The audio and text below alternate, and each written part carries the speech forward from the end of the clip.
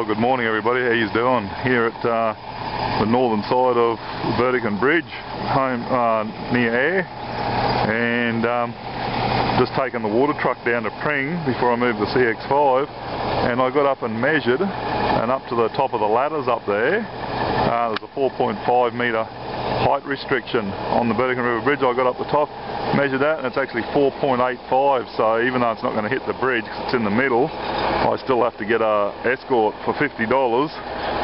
You save yourself a $600 fine if you get caught, so yeah, had to do it.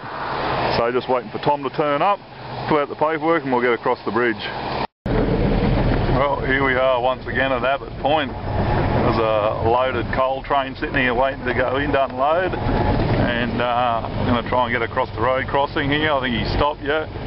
Going in to pick up the CX5, take it back to Pring.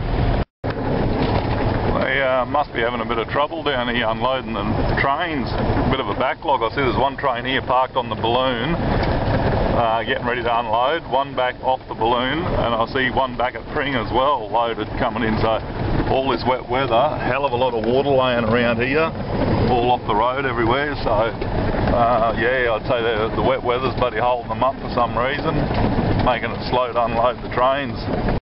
All the bloody magpie geese here in the swamp, look at them.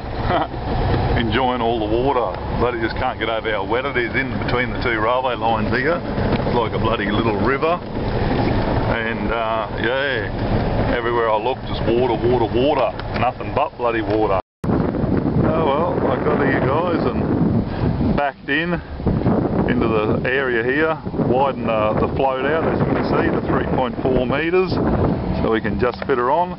And there's the machine that I've got to pick up, the CX5, 36 tonne case digger with a grab on it, and yeah, the bloody batteries are dead flat. The isolation switch was off, but batteries are completely flat, and so just waiting for a fitter to come and start her up so we can load the bloody thing. Sitting here just watching the train getting unloaded. And heading off to Pring with the CX5. The batteries were completely flat, and the fitters had 2.06 volts in the battery, so we jump started it and just left the machine running while I move it. It won't go nowhere.